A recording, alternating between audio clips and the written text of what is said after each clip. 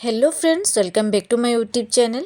Friends, আজ আবারও নিয়ে এসেছি তোমাদের জন্য খুব সুন্দর একটি ব্লাউজের back neck design, cutting and stitchings full video.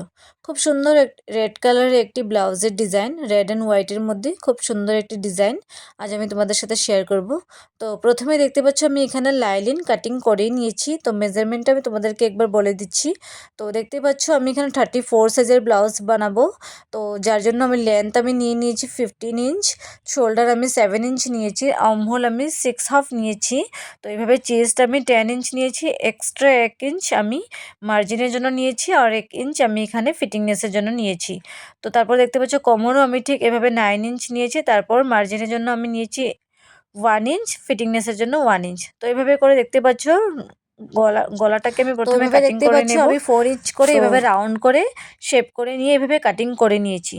তো দেখতেই পাচ্ছ এভাবে ব্লাউজের ব্যাক নেক ডিজাইন আমি তৈরি করব।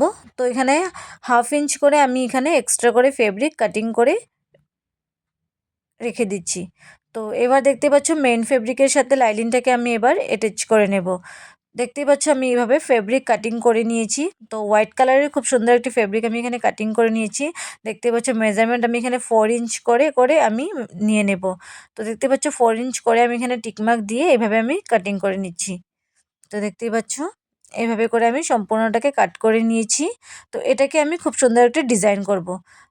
তো প্রথমে আমি এখানে লাইলিনটাকে মেন ফেব্রিকের সাথে পিন আপ করে নেব, তারপর আমি পুরো রাউন্ড এটাকে স্টিচ করে নেব। তো স্টিচ করে আমি এক্সট্রা যে বেঁচে থাকা ফেব্রিকগুলো আমি কাটিং করে ক্লিন করে নেব।